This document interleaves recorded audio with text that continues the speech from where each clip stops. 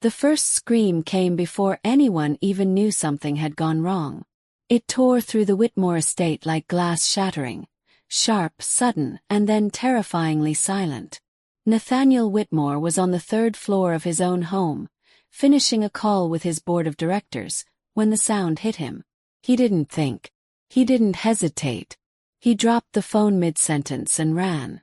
By the time he reached the top of the grand staircase, the sight below him stopped him cold. His mother, Margaret Whitmore, 64 years old, sharp-tongued, iron-willed, and the single most important person in his life, was crumpled at the bottom of the stairs. Her hand was pressed against the marble floor. Her walking cane lay 3 steps above her, as if it had been knocked away before she fell. And standing at the top of the stairs, one hand pressed over her mouth in apparent horror, was Vivian Cole, his fiancée, 29 years old, the woman he had planned to marry in 6 weeks. "She fell," Vivian whispered, her voice trembling. "Nathaniel, I was right behind her. She lost her footing. I couldn't." Nathaniel was already moving, taking the stairs 2 at a time, kneeling beside his mother. Margaret was conscious. That was the first mercy. But she was in pain, real pain, and her eyes when they found his face were confused. "I didn't fall," she said. Just those 3 words. Quiet. Certain. And then her eyes closed. The paramedics arrived in 11 minutes. The diagnosis came 3 hours later at the hospital. A fractured wrist, 2 bruised ribs, and a hairline fracture at the base of her left hip. She would recover fully. She was lucky. But Margaret Whitmore did not believe in luck. And neither, after that night, did Nathaniel.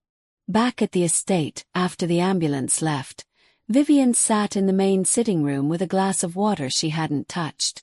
The household staff had retreated to their quarters. The house was quiet in the way that houses get quiet after something terrible, except for one small sound. From behind the half-open door of the adjoining laundry room came the soft, rhythmic sound of a child humming. Rosa Delgado, 26 years old, the estate's live-in housekeeper, had been working at the Whitmore house for 3 years.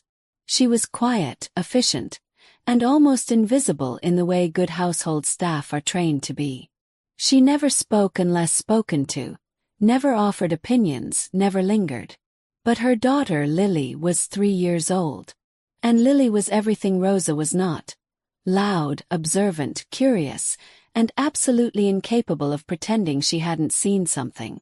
Lily had been sitting in the corner of the upstairs hallway, playing with her wooden block set when it happened. She had seen everything. Nathaniel did not sleep that night. He sat beside his mother's hospital bed until 4 in the morning, watching the rise and fall of her breathing, replaying the moment he had arrived at the top of those stairs. The image refused to leave him. Vivian's hand over her mouth. Her trembling voice. Her tears, which had come quickly and dried just as quickly. He loved Vivian.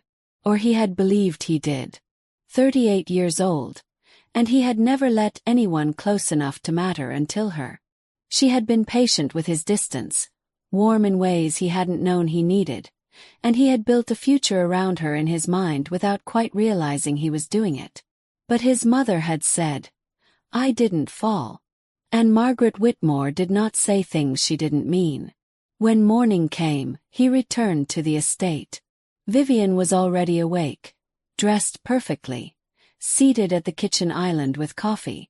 She looked up when he entered, and her expression shifted immediately into concern. "How is she? Is she going to be okay?" "Nathaniel, I've been sick with worry all night." "She's stable," he said. He sat down across from her. She said she didn't fall. Vivian's expression didn't change exactly. But something behind her eyes did. A small, almost undetectable recalibration.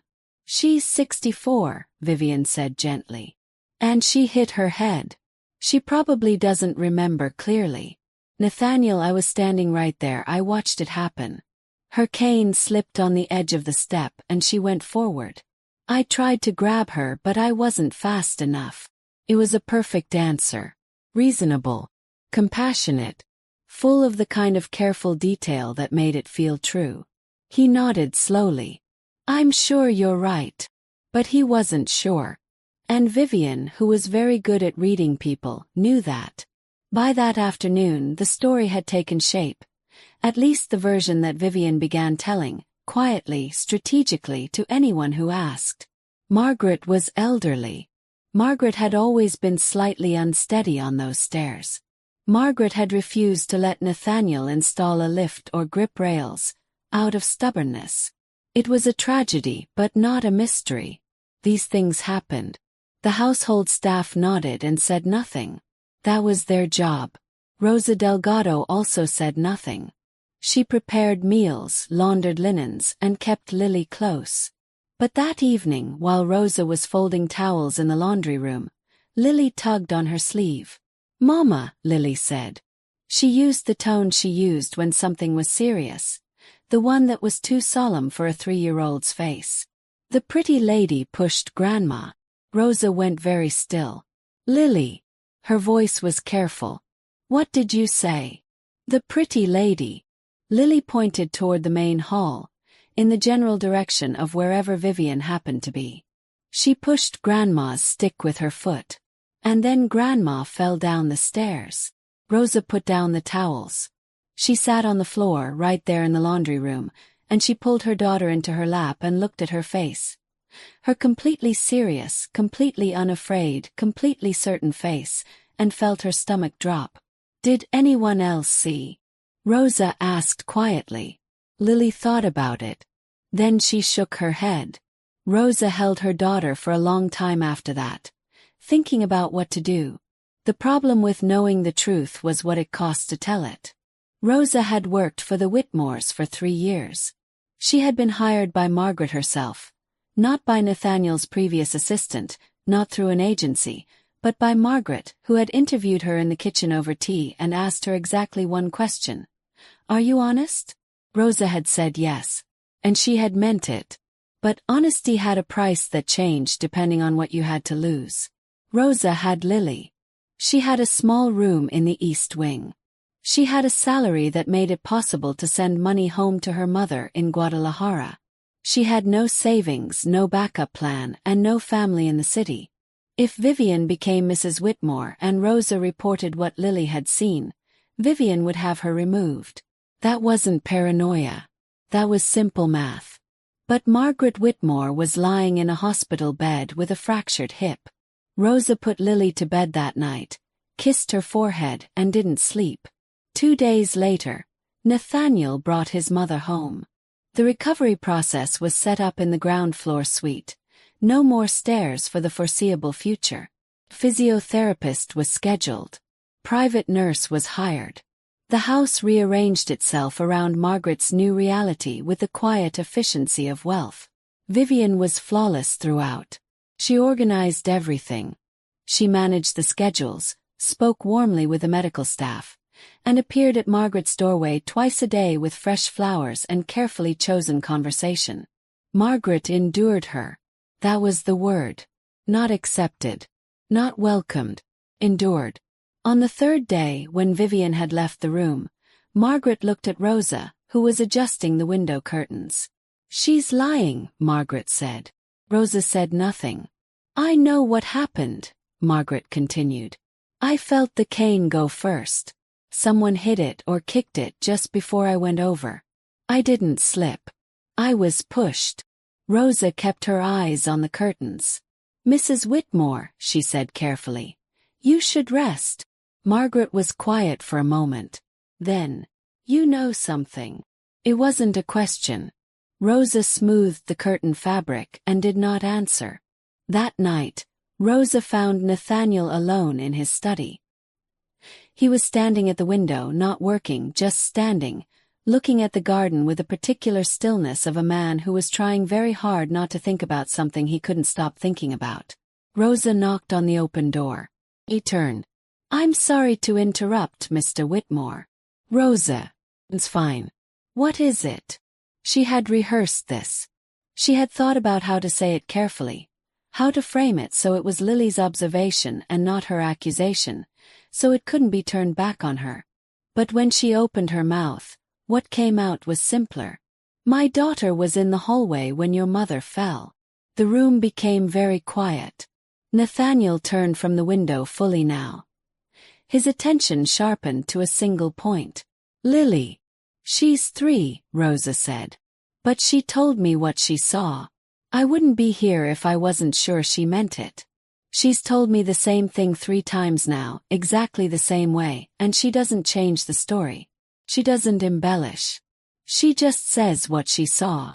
Nathaniel's voice was steady, but only barely. "What did she see?" Rosa told him. The silence that followed was the longest of Rosa's professional life. He didn't confront Vivian that night. He understood in some cold and functional corner of his mind that he needed to be certain before he did anything. Because if he was wrong, if Lily had misunderstood, if a 3-year-old's perception of a chaotic moment had translated into something that wasn't accurate, he would destroy his engagement and wound the woman who had waited 3 years for him on the basis of a child's incomplete view from a hallway floor. He needed to know. The Whitmore estate had a security system. It had cameras at every exterior entrance, in the garage, at the front gates. Standard coverage for a property this size. What it did not have, because Margaret had refused it, was interior surveillance. "I will not live in a monitored house," she had said. "If you want to watch your staff, hire better staff." So there was no footage. There was only Lily. Nathaniel thought about this for 48 hours. He ran his company, attended his meetings, sat across from Vivian at dinner, and watched her with different eyes. Eyes that were looking for something he'd never thought to look for before. He found it on the second evening. They were talking about the wedding. The florist had sent revised proposals, and Vivian was going through them with the light, pleasant energy of a woman who was very comfortable with her position. And at one point she mentioned Margaret. "I do hope she'll be recovered enough to enjoy the ceremony," Vivian said, not looking up from the florist's portfolio. "I know she and I have had our moments, but she is your mother. I want her to feel included." It was a generous thing to say. It was exactly the right thing to say. And Nathaniel realized, watching her, that Vivian always said exactly the right thing. That there had never been a moment, not one, not in 3 years, where she had said something unguarded, something reactive, something real. He had mistaken that for composure. Now he wondered if it was calculation. On the 3rd day he went to see Lily. Rosa brought her daughter to the small sitting room off the kitchen. Lily was wearing a yellow dress and carrying a stuffed rabbit.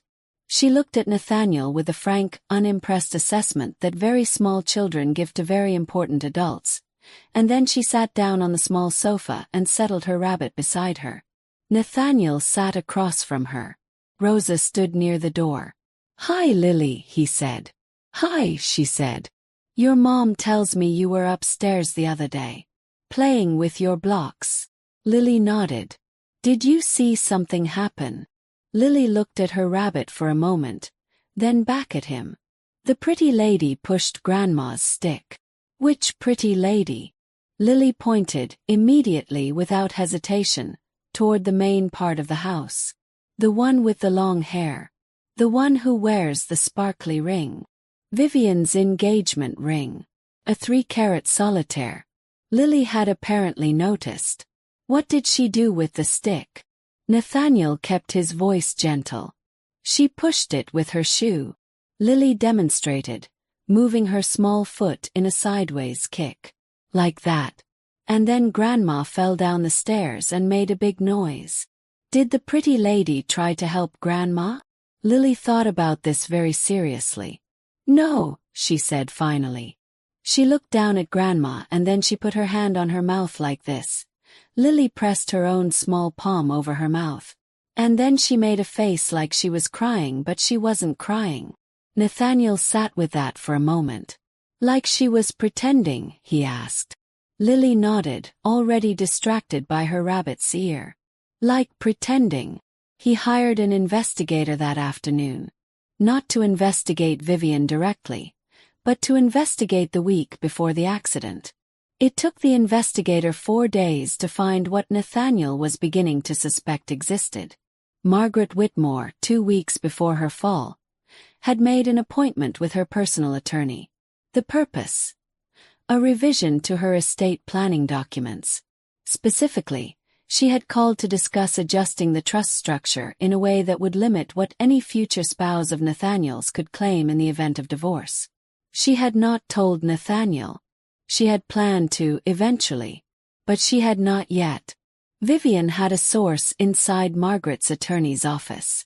A paralegal she'd cultivated, quietly over months, through small gifts and occasional lunches that never appeared on any record. She had known about the trust revision before it was finalized. She had known that if Margaret survived long enough to sign those documents, Vivian's financial position in this marriage would be significantly different from what she had planned for. The investigator laid all of this out in a 40-page report on a Tuesday afternoon.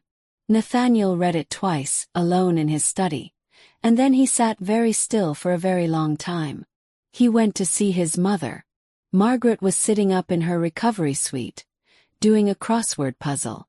She looked up when Nathaniel came in, read his face immediately, and set the puzzle aside. He sat beside her bed and told her everything. The investigator's report. What Rosa had said. What Lily had told him. Margaret listened without speaking. When he finished, she looked at him for a long moment. "I told you I didn't fall," she said. "I know. You didn't believe me." "I wanted to," he said. "I'm sorry." Margaret was quiet. Then, in a voice softer than Nathaniel was used to hearing from her, "She nearly had me convinced I'd imagined it. I started to wonder, at my age maybe I did slip. Maybe I was confused. It's a terrible thing to doubt your own certainty." Nathaniel took her hand. "A 3-year-old set me straight," Margaret said after a moment. And something in her expression shifted. Not quite a smile, but something close to it. "I'd like to thank her properly." What would you have done in Nathaniel's position? Would you have trusted what a child said? Or would you have looked for a reason not to believe it? Tell me in the comments because the answer says a lot. He called Vivian to his study that evening. She came in looking composed as always. She had dressed well. She always dressed well. And she brought with her the particular energy of someone who has been waiting for a conversation she believes she can control. She sat across from his desk. He remained standing. He didn't speak for a moment, just looked at her. And in that silence, something shifted in Vivian's composure, a hairline fracture, barely visible. "The paralegal at Harrington and Associates," Nathaniel said.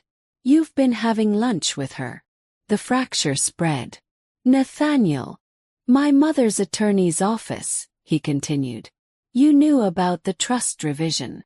I don't know what you're." "Vivian." His voice was quiet. Not angry. Worse than angry. Completely certain. "Lily saw what you did." The composure didn't just crack. Dissolved. For just one moment, before she gathered herself back together. He saw what was underneath it. Not remorse. Not fear exactly. Calculation. She was already trying to figure out if there was an angle she hadn't played. "She's 3 years old," Vivian said, recovering. "Whatever she thinks she saw."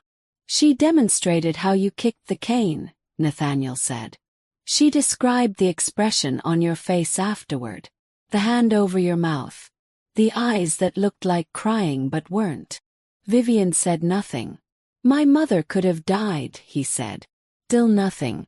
"Get out of my house," Nathaniel said. "Tonight. Don't take anything that wasn't yours before you came here. Your lawyer will hear from mine in the morning." Vivian left the Whitmore estate at 9:17 that evening. She walked out the front door with a single overnight bag, got into her car, and drove away without looking back. Nathaniel stood in the entrance hall and watched the taillights disappear at the gate, and he felt nothing for a moment. A strange, hollow nothing, and then slowly a kind of enormous relief that surprised him. He hadn't known how much weight he'd been carrying until it was gone. The formal confrontation happened 10 days later, and it did not happen quietly. At Nathaniel's request, his attorney arranged a meeting. Vivian brought her own legal counsel. They convened in a conference room on the 42nd floor of the Whitmore Group's headquarters, neutral territory, except that nothing connected to Nathaniel Whitmore was truly neutral. Present in the room, Nathaniel, his attorney, Vivian, her attorney, and, at Nathaniel's specific insistence, Rosa Delgado. Vivian looked across the table at Rosa and said nothing. But the look was enough. The attorney laid out the case. The paralegal's communications. The timing of Vivian's knowledge about the trust revision, and the timing of Margaret's fall. The physical evidence, Rosa's testimony, Lily's account, and a detail from the medical report that had initially been overlooked. A small scuff mark on the lower portion of Margaret's cane, consistent with a lateral impact, not a fall.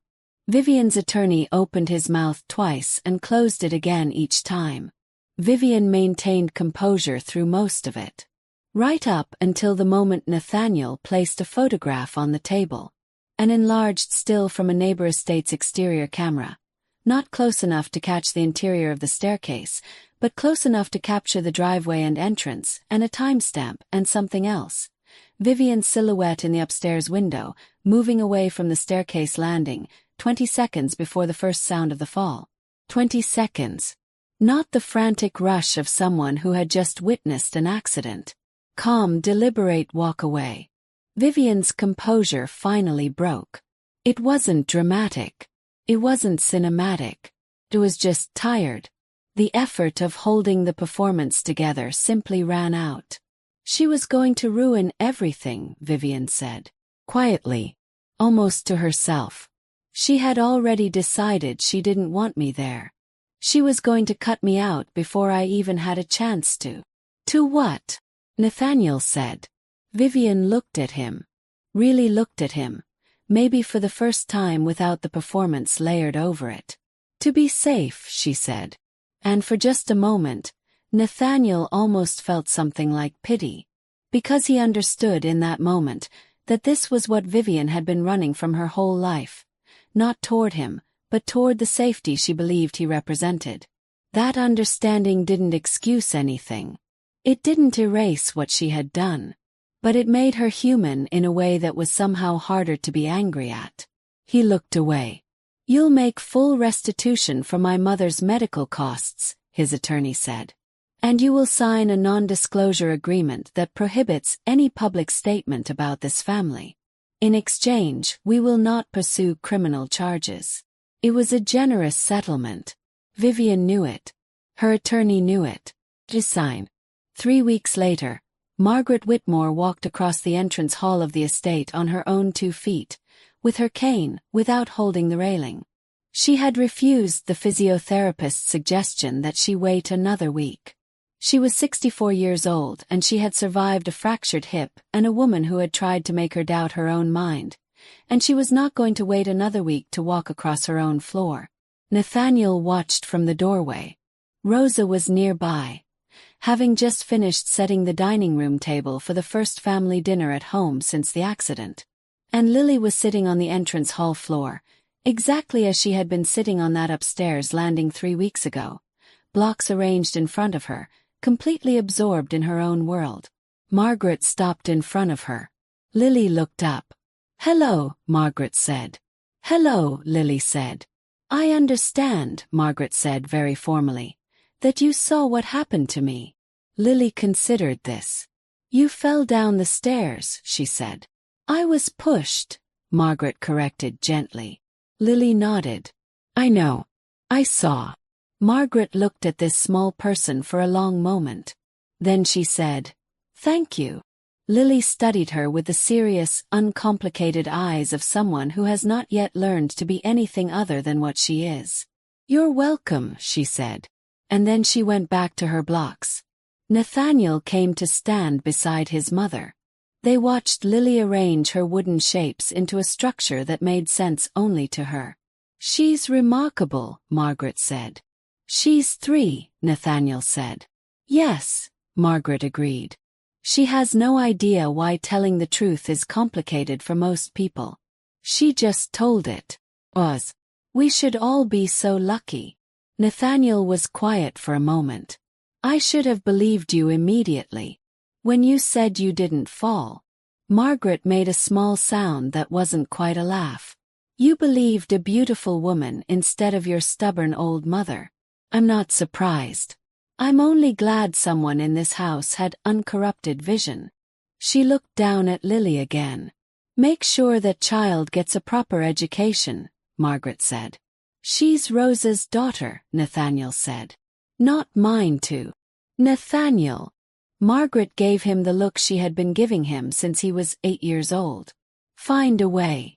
That evening, Nathaniel sat across from Rosa in the small sitting room. Rosa looked like someone who had been waiting for consequences that hadn't arrived yet, composed but braced. You took a risk, Nathaniel said. Coming to me. Yes, Rosa said simply. You could have stayed quiet. It would have been safer for you. Yes, she said again. Why didn't you? Rosa thought about it for a moment. Because your mother asked me once in my interview if I was honest. And I said yes. And I meant it. Nathaniel was quiet. Then, Lily starts at Summerfield Academy in September. It's the best early education program in the city. The tuition and everything associated with it will be handled by the Whitmore family account. Rosa stared at him. Rosa, he said. You can argue with me about it or you can say thank you. One of those options wastes both of our time. Long pause. Thank you, Rosa said. Her voice was barely audible. Don't thank me, he said. Your daughter saw the truth and told it to someone who could do something with it. That has a value I can't calculate.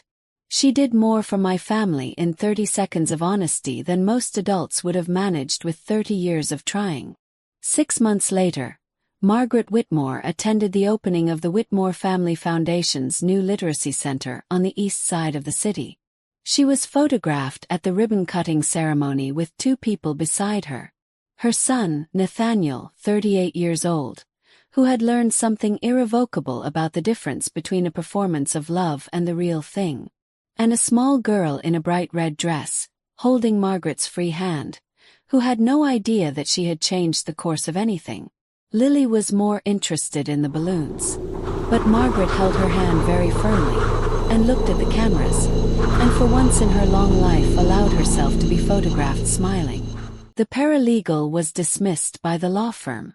Vivian relocated to another city, as quietly as possible. The wedding vendors were notified and the deposits absorbed as the cost of a lesson Nathaniel did not regret paying for. He took 6 months before he returned to any version of a social life. He was patient with himself in a way he hadn't been before. He had learned that being certain about a person and being right about a person were not the same thing, and that the difference between them was worth taking time over. His mother told him this made him wiser. His mother also told him he was not allowed to take longer than a year, because she was 64 and would not wait forever for grandchildren. He told her that was an inappropriate thing to say. She told him to find a woman who was honest. He told her he knew. She told him to find one who was also kind. He said nothing to that, because he thought for the first time in a long time, that he might actually be beginning to know how to tell the difference. What struck me most about this story wasn't the betrayal. Betrayal is, unfortunately, not rare. What struck me was the simplicity of how the truth surfaced. Not from surveillance footage. Not from a private investigator hired on day one. Not from a confession. From a 3-year-old girl playing with wooden blocks on a hallway floor. Who had no reason to lie. Who didn't know what was at stake. Who just told her mother what she saw. The truth came from the one person in that house who had never learned to perform. If you're watching this and you have a child in your life, ask yourself, how often do we dismiss what they notice? How often do we explain away what they've seen because we assume our adult complexity must know better? Sometimes the clearest vision in the room belongs to someone who hasn't yet learned why seeing clearly is difficult. Tell me in the comments, what would you have done? If you were Rosa, would you have spoken up? Or would the risk have been too great? And if you were Nathaniel, would you have believed your mother the first time? I read every single comment.